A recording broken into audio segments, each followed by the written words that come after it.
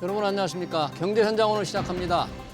윤석열 정부 출범 후 첫 국회 국정감사가 절반이 지났습니다. 고금리 고물가에 시달리는 서민들은 여야가 민생과 맞닿은 현안을 충실하게 감사하기를 바랐지만 올해도 그 기대는 무너진 것 같습니다. 지난 4일부터 시작된 국정감사, 무엇을 놓쳤고 또 이제라도 무엇을 더 따져봐야 할지 금요 경제 토론에서 자세히 짚어보겠습니다. 유튜브 실시간 댓글 의견 주시면 토론에 반영하겠습니다. 경제 현장 오늘입니다. 두 분의 고정 패널 오셨습니다. 김연아 전 의원 그리고 박원석 전 의원입니다. 두 분 어서 오십시오. 안녕하십니까. 안녕하세요.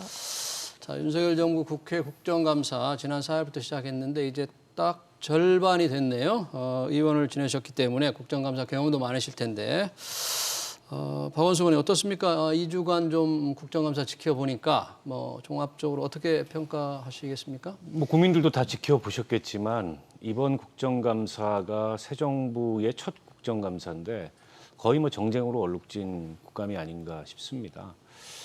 대선이 이제 3월 9일 날 끝나고 중간에 지방선거 있었고 지금 정부 출범한 지 한 5개월 됐는데요. 마치 국정감사가 대선 3라운드를 치른 것 같은 이제 그런 분위기에서 진행이 되고 있는 것 같고 지금 앞서도 이제 뭐 경제 민생 상황이 굉장히 어렵다는 말씀을 주셨는데 근데 그런 것에 대한 어떤 그 전반적인 점검이나 혹은 대책 수립이나 그걸 위한 밀도 있는 어떤 정책 감사나 이런 거는 거의 이루어지지 않는 상황이고요. 특정 상임위 어디 하나를 뭐 꼽을 수 없을 만큼 거의 모든 상임위에서 지금 일종의 이제 정쟁이 벌어지고 있고 국민들 사이에는 이러려면 이제 국감을 왜 하냐 이런 무용론마저 나올 상황이 아닌가 싶습니다. 네. 사실 국정감사가 이렇게 진행되면은요 네. 가장 득을 보는 사람들, 가장 좋은 사람들은 관료들입니다. 관료들요? 왜 그러죠? 예. 아니 이게 이제 국정감사라는 게 지난 1년간의 정부 정책 전반을 들여다보고 그중에 뭐가 개선되거나 시정되어야 될 사항들에 대해서 국회가 여야 가릴 거 없이 국정을 감시하는 그런 장인데 네. 국감이 이게 국회와 정부 간에 이 전선이 만들어지고 구도가 만들어져야 맞는 거거든요. 네. 근데 이게 이제 여야 간의 구도가 되게 되면 그 사이에 사실은 은폐되거나 네. 혹은 시정돼야 될 많은 문제들이 그냥 묻히는 경우들이 있습니다. 그런 면에서 저는 지금 관료들이 웃는 국감이 되고 있다. 그런 점에서 굉장히 안타깝습니다. 여야의 정쟁으로 관료들만 살짝 웃고 있다. 지금 국감 절반 지났는데 사실 국정감사가 야당이 뭔가 이 현 정부의 국정의 잘잘못을 속속들이 파헤치고 뭐 한 방을 날린다 막 이런 거잖아요. 좀 그런 게 보입니까? 원래 국감이 야당에게는 꽃이라고 얘기를 네. 하죠. 예. 근데 저는 이번 국감에서 도대체 누가 야당인지 모르겠어요. 네. 그러니까 이제 아까 박 의원님도 말씀하셨지만 3월에 정권 교체가 이루어졌죠. 네. 이제 국감은 10월에 하는데 1월서부터 3월까지는 이제 문재인 정부였고 이제 4월서부터 뭐 9월까지 윤석열 정부인데 뭐 거의 이제 지난 1년을 평가하는 거지만 네. 결국 애매하죠. 그러니까 이게 대선 시기가 바뀌고 나서 우리가 겪게 되는 대선 첫 해의 좀 구조적인 문제점이 아닌가라는 생각을 하고 있고요. 예. 또 하나는 저도 이번에 그 제가 20대 국회 때 국감 치르면서 모 언론사에서 네. 국감 스코어보드라고 해가지고 국감 스코어보드 뭐 점수를 매겼어요? 네, 그러니까 해당 의원마다 예. 매일 국감이 끝나고 나면 뭐 발언에 대한 뭐 정확성, 민생에 대한 정합성 이런 네. 것들을 갖고 정말 세밀하게 별표를 매겨가지고 예, 그날마다 이렇게 1등이 누군지 별표 예. 뭐 4개, 5개. 그러니까 영화에 저희가 스코어보드 하듯이 예. 그런 적이 있었어요. 순위를 매겼군요. 예, 언론사에서. 그렇죠. 네, 그것도 네. 매일매일. 매일. 예. 그래서 나름대로 그거에 들어보려고 엄청나게 신경 쓰고 열심히 질의도 하고 그랬군요. 예, 그랬는데 올해 보니까 그 스코어보드 자체가 아예 없네요. 아, 그래요? 네. 올해는? 오. 언론도 평가를 포기한 국감이 아닌가 예, 그런 생각이 들고요. 그래요? 그다음에 이제 사실은 국정감사의 저는 핵심은 정책이라고 보여집니다. 근데 이번에 국감을 보시면 정책은 온데간데 없고 뭐 그 정책을 수립했던 사람에 대한 예. 또 묻는 사람, 뭐 관련된 사람, 사람을 갖고 인신공격성 이게 국감을 하다 보니 예. 당연히 사람을 건드리면 민감하죠. 그러니까 이제 고성이 나오게 되고 또 막말이냐 아니냐라는 얘기가 나오게 되는 것 같습니다. 예. 그리고 또 이제 국감 때마다 단골 메뉴가 있죠. 네. 남 탓, 전 정권 탓. 전 정권 예, 탓. 뭐 요번에도 여지없이 네. 전 정권 탓이 이어졌는데 저는 뭐 윤석열 정부가 전 정권 탓 할 수 있는 건 이번이 마지막이라고 보여집니다. 그러니까 뭐 최대한 했겠죠. 네. 예, 한 번 쓸 수 있는 유일한 네, 카드니까. 카드. 예. 근데 이번에 이제 민주당에서는 사실은 전 정권 탓에 대해서 이렇게 방어를 하는 것은 뭐 불가피했다라고 보여지는데 예. 이게 과도하게 자기네 진영을 방어하는 쪽까지 갔었어요. 그러니까 그 정책에 대한 방어나 이런 예. 게 아니라 예. 이제 대통령 또 자기 지지자부터 시작해서 그 언뜻 보면 이게 약간 진영 싸움이 된 게 아닌가라는 생각이 진영 싸움으로 예, 진짜 이제 충분히 벌어지고 있다. 국민 눈에는 그렇게 비치는 것 예. 같아요. 그래서 요즘 국민들 이렇게 만나서 얘기해 보면 텔레비전을 아예 안 키신다고 하더라고요. 너무 재미가 없어서. 네. 예, 근데 지금 민생이 너무 어렵지 않습니까? 네. 경제 뉴스, 금리도 많이 오르는데 일종의 좀 굉장히 정치 뉴스가 짜증이 나고 국민들에게 더 불안을 주는 그런 상황이 되어버렸습니다. 그럼 어떤 상임위가 얼만큼 짜증을 나게 했는지 한번 두 분께 조금 좁혀서 좀 지켜봤을 때 참 이건 좀 너무했다. 이런 부분은 또 국민들한테 너무 피로감을 줬다. 이런 상임위, 이런 행정부처의 국감 어떤 한 장면을 좀 또는 한 상임위를 꼽는다면 어떻습니까? 사실 뭐 우열을 가리기가 어려울 만큼 네. 거의 모든 상임위에서 낙제점이라고 해도 무방할 만큼 네. 볼썽사나운 모습을 보였는데요.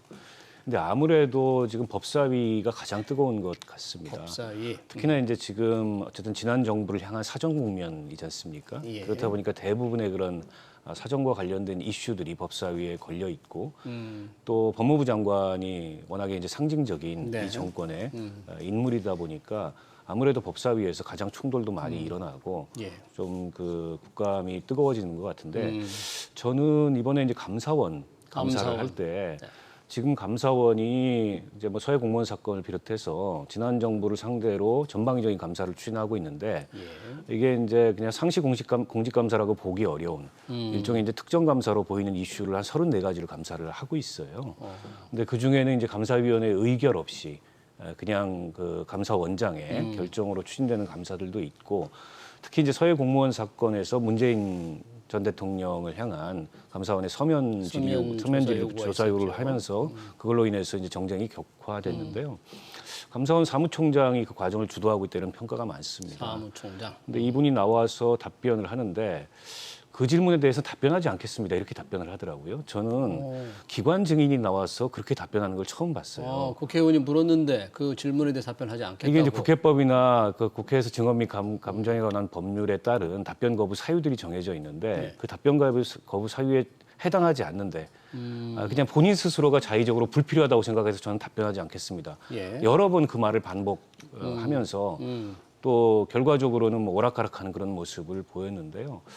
저는 여야를 막론하고 네. 국회의원들이 조금 위기감을 가졌으면 좋겠다 이런 생각이 듭니다. 이게 왜 그러냐면 어쨌든 국회의 고유한 기능 중에 하나는 행정부를 감시하는 역할을 하는 겁니다. 국민이 그런 권능을 국회에 부여한 건데 지금 보면 이런 정쟁의 와중에 국회의 행정부에 대한 감시 견제 기능은 끊임없이 약화되고 있는 거거든요. 오히려 약화되고. 사실 그 점에 있어서는 여야가 따로 있을 수가 없습니다. 왜냐하면 정권 바뀌면 여야 입장이 또 바뀌는 거예요.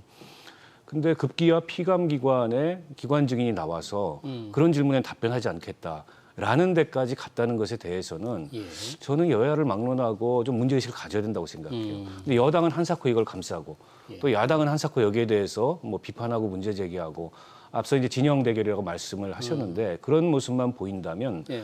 이게 국정감사라는 것의 본연의 기능이 도대체 뭐냐. 그래서 제가 아까 이 관료들이 웃는다고 말씀드린 게 그 와중에 정작 이 행정부의 정책 결정과 정책 집행에 있어서 시정되거나 반드시 들추어져야 될 문제들, 국민들이 알아야 될 문제들, 개선돼야 될 문제들은 은폐되고 있다는 제대로 거죠. 파헤치지 못하고 있다. 네, 그런 면에서 뭐 국정감사와 관련돼서 여러 가지 제도 개선안이 뭐 지난 수십 년 동안 제안이 돼 있습니다. 예. 저는 그 제도 개선을 하는 것도 중요하지만 국정감사 본연의 역할에 대해서 여야를 떠나서 지금 이제 이 국회의원들이 다시 한번 생각을 해 주셨으면 좋겠다 이런 말씀 드리고 싶습니다. 네, 국감 본연의 역할, 좀 정책을 제대로 감사를 해야 되는데 특히 이제 감사원 문제를 좀 지적해 주셨네요. 서해 공무원 비격 사건 관련 약간 뭐 좀 어떤 정치적 표적 감사 그런 이제 논란을 좀 말씀을 사실 하신 건데 우리 김 의원님 보시기에도 그게 좀 문제가 가장 컸던 상임위로 보십니까? 아니면 혹시 본인이 생각하시기에 좀 아니, 그러니까 이제 뭐 가장 인기 있는 뭐 그나마 뉴스에 많이 오르락 내리락하는 국감이 법사위였던 것 같아요. 근데 이제 어느 분이 그러시더라고요. 이번 국감에 이제 보통 국감을 하면 국회의원 한 분 중에 약간 스타성 국회의원이 그렇죠. 하나 등장을 하죠. 예. 근데 이번 국감의 최대 스타는 한동훈 법무부 장관이다. 오히려 네. 장관이 스타가 됐다. 예, 참. 그러니까 이게 참 공수가 바뀐 거죠. 그러네요. 예, 누가 공격을, 그러니까 제대로 공격을 못했다라는 거죠. 예. 그래서 일단 그게 아쉬움이 하나 있고, 뭐 감사원 사무국장과 관련된 내용에 있어서 네. 정치인이 아닌데 굉장히 정치인처럼 답변한다. 저도 그런 생각은 들었습니다. 예, 근데 이제 저는 감사원 문제는 좀 다른 시각도 필요하다고 생각하는데 어떤 보니까 시각이요? 네. 문재인 정부 때 의외로 감사원에 대통령 서면 보고가 횟수가 많았더라고요. 아. 그 인사 교류도 좀 꽤 있었고, 예. 그리고 이제 지금 물밀듯이 나오는 많은 부분들이 새롭게 뭐 지금 적발된 그런 게 아니라 문재인 정부 때 사실은 감사를 제대로 했어야 되는 부분들인데 예. 그때 뭔가 은폐되려고 하거나 축소하려고 그런 조짐이 보였던 것들이 이제 지금 물밀듯이 나오는 거죠. 예. 그래서 뭐 일부 정권이 바뀌고 나올 수 있는 저는 그런 부분이 하나 있다고 생각이 되는데 말씀하신 대로 항상 우리 여야가 바뀔 수 있기 때문에 네. 저는 서로가 역할을 견고히 하고 제대로 하는 것에 대한 좀 자아성찰 이런 건 굉장히 필요하다고 생각이 됩니다. 그래서 예.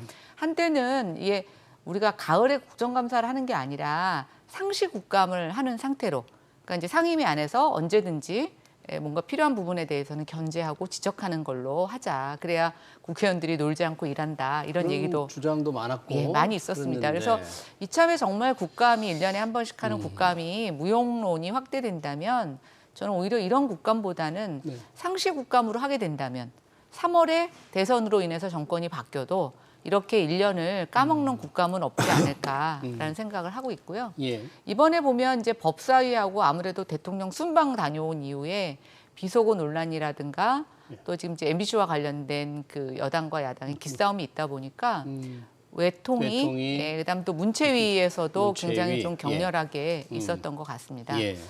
그리고 이제 마지막으로 보면 어느 순간 우리가 왜 이렇게 사상 검증을 해야 되는 나라로 됐나. 표현의 자유가 사실 그것도 서로 내로남불인 경우가 많이 있지 않습니까? 뭐 대통령 풍자 만화를 지금 예, 그런 거 하시는데, 갖고도 그렇고 요번에 이제 김문수 경산노위 네, 위원장을 경산노위 위원장. 갖고도 얘기하는 건데요.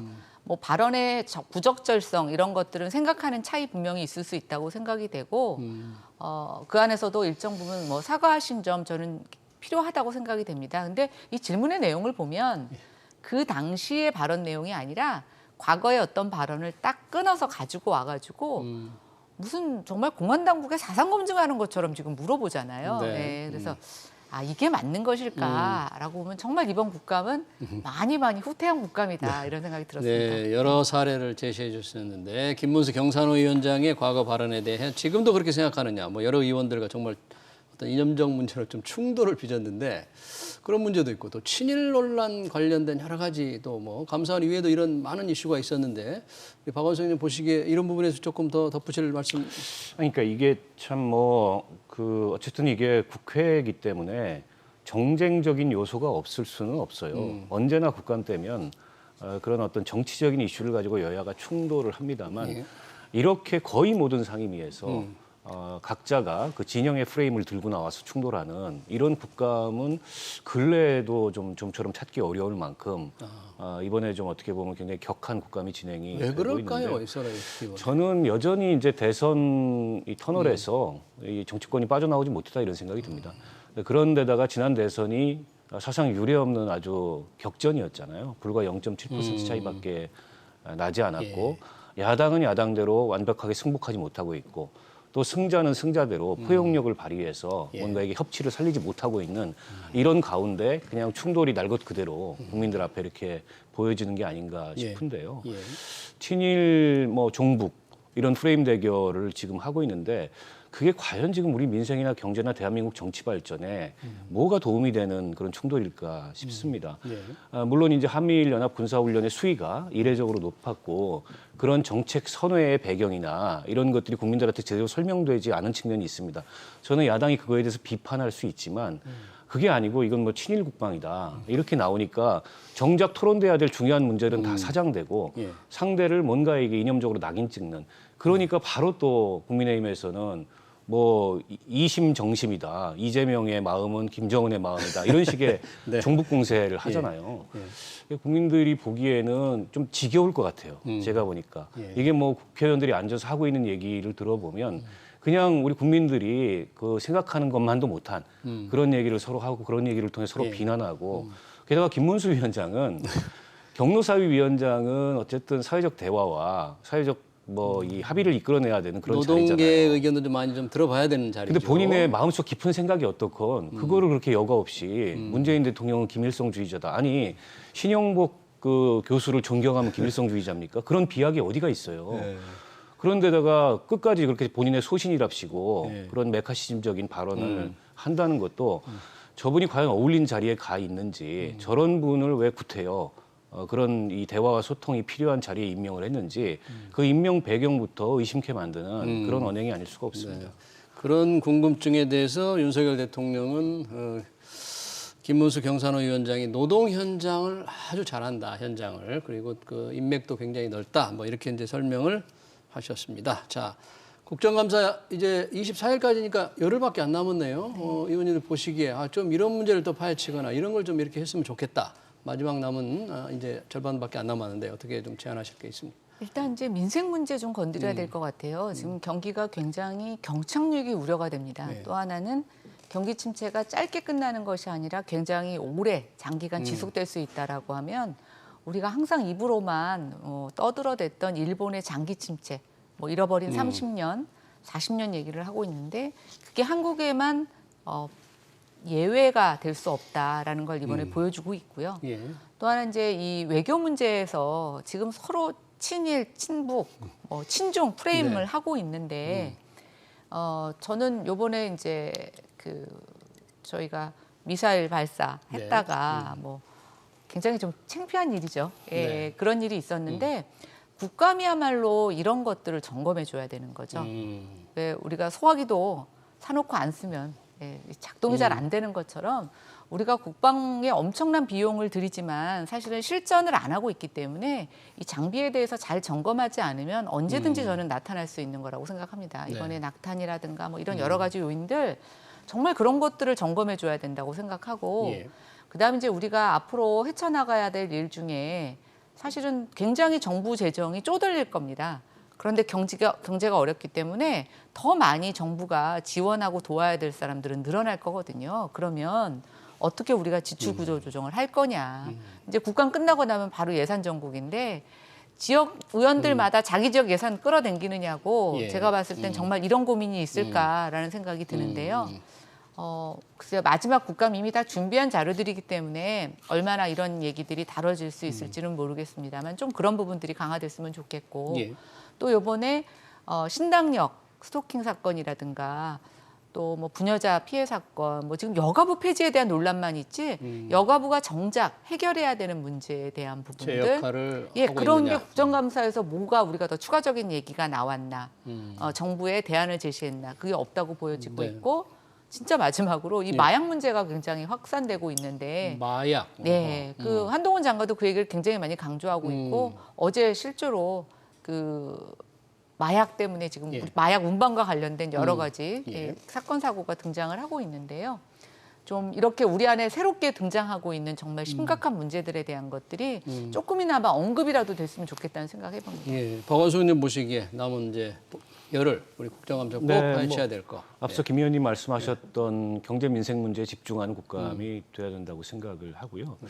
저는 끝으로 이제 제도 개선과 관련돼서 한 가지 좀 그 제안을 하고 싶은 게 이런 겁니다. 저도 국감을 해봤지만 매년 똑같은 질의가 반복되고 매년 똑같은 답변이 반복되는 그런 장면들이 굉장히 많습니다. 그게 왜 그러냐면 이 국감의 실효성과 관련된 문제인데 예.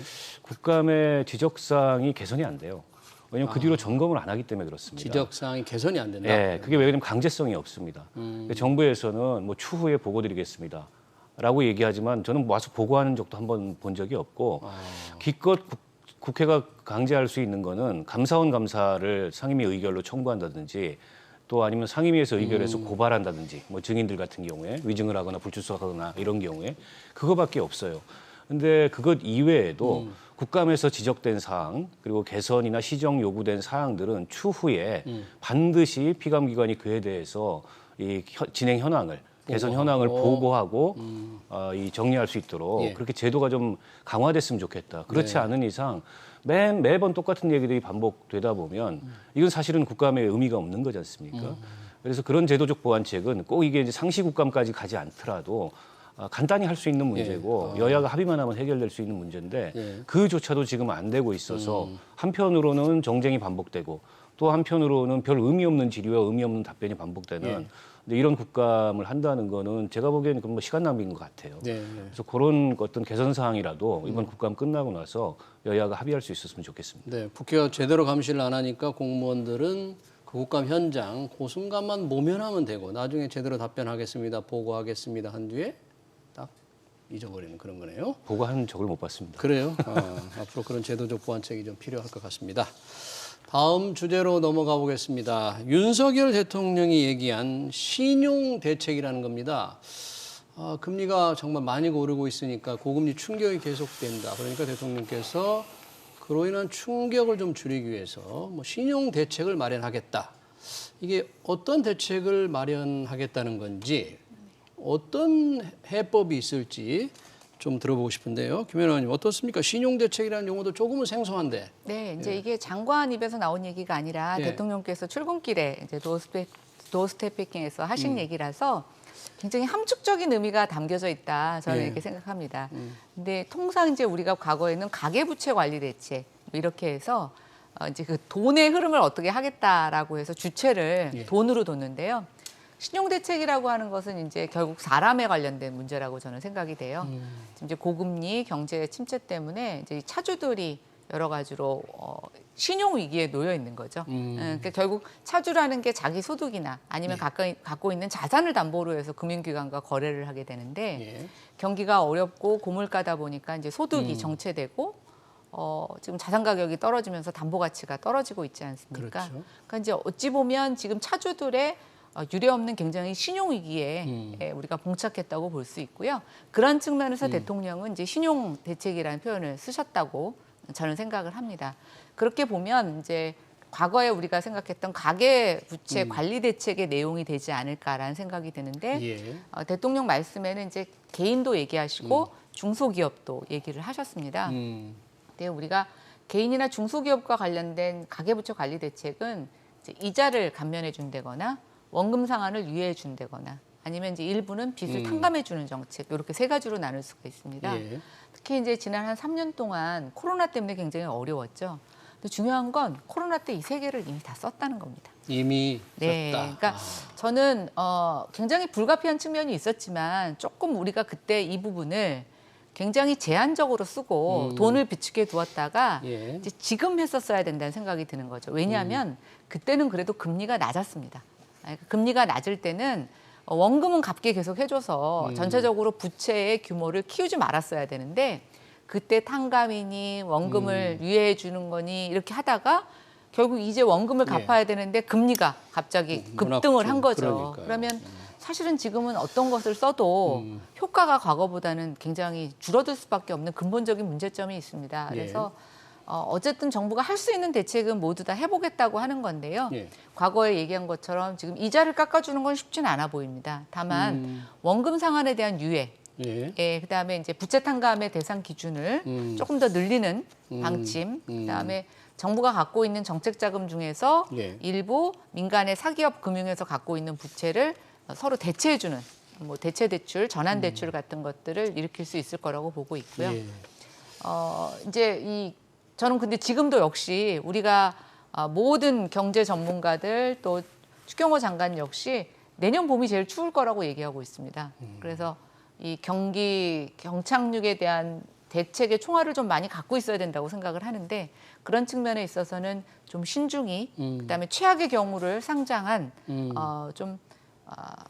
장기적인 시각 그런 측면에서의 대책 마련이 마련됐으면 좋겠습니다. 그러니까 기업이나 가게나 지금 고통이 가중되는 고금층이 가중되고 있는데 지원 대책이 어느 정도 우리가 코로나 때 좀 많이 썼다. 그런데 뭔가 이걸로도 지금 더 견딜 수 없는 상황으로 몰리는 기업, 중소기업, 영세 상인, 가게가 굉장히 많잖아요. 그렇습니다. 그렇다고 이 부채 탕감을 또 해주고 이자를 더 낮춰주는 게 어떤 식으로 나올지가 참 궁금해요. 이런.